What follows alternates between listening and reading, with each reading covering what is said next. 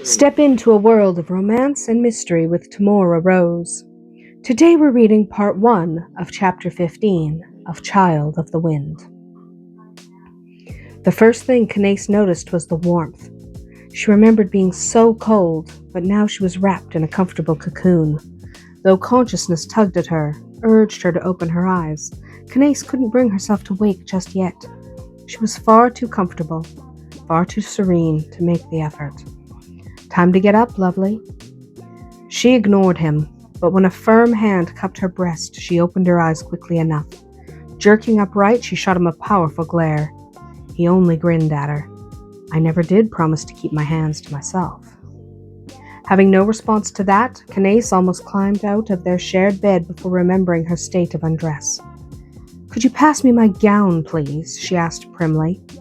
Instead of complying with her request, he sat up and dropped a kiss on her exposed shoulder. When she trembled but did not pull away, he laughed against her warm flesh. Let me dress you, he pleaded, lips trailing kisses across her skin. Canace knew she shouldn't allow it. She knew she should push him away, slap the smile from his face, and storm off in indignation. But when he wrapped his arms around her and cupped her breasts, she could do nothing but lean back against him and offer up her lips. I shouldn't let you, she whispered between kisses.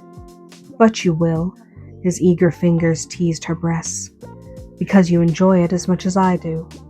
It was true, she did enjoy his attentions. Something warm uncoiled in her belly as his hands roamed her body, causing her to groan in pleasure.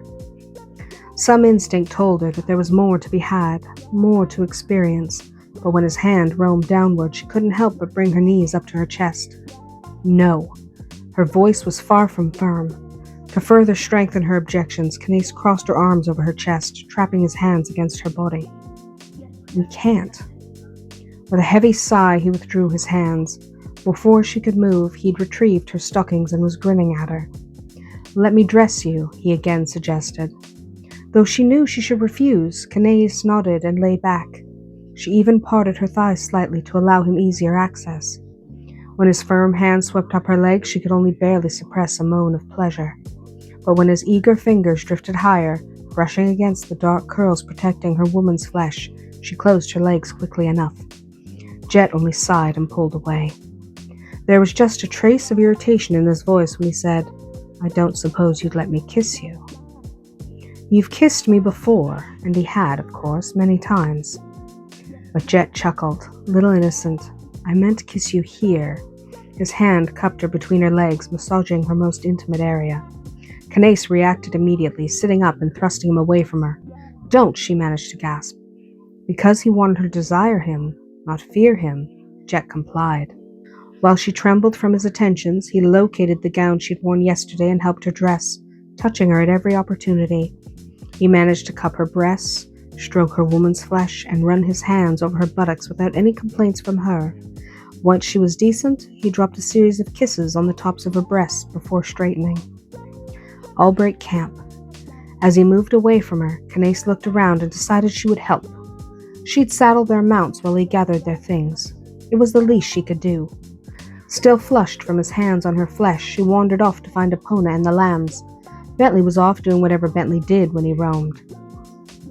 The loyal dog would show up eventually. She wouldn't worry about it, not when she had other things to worry about, such as Barsland. Her mind was still dwelling on her ancestral home when she finally saddled Epona. Biting her lower lip, she patted the mare's head. Are you all right? Jet asked as he came up behind her, wrapping her in his arms. Thankful for his presence, Canace leaned back against him. My belly is turning over itself. I don't think there's anything to be nervous about, he assured her. It's just a manor, much like Suffolk. Except that my entire family died there, and perhaps their ghosts still haunted those halls. His lips touched her hair. We can always go back. We don't have to go to Barsland today. It was true. There was nothing compelling them to visit her ancestral home today.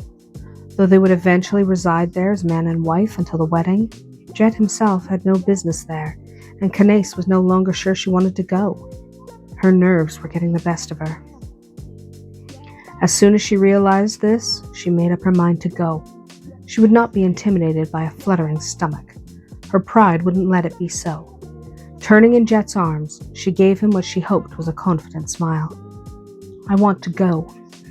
Hearing the determination in her voice, Jet decided not to argue. "If we're going, we'd better mount up." Canace reached up and rewarded him with a gentle kiss. That's it for today. If you enjoyed this chapter, stay tuned for more tales of romance. Until we meet again, may your days be filled with passion and just a touch of magic.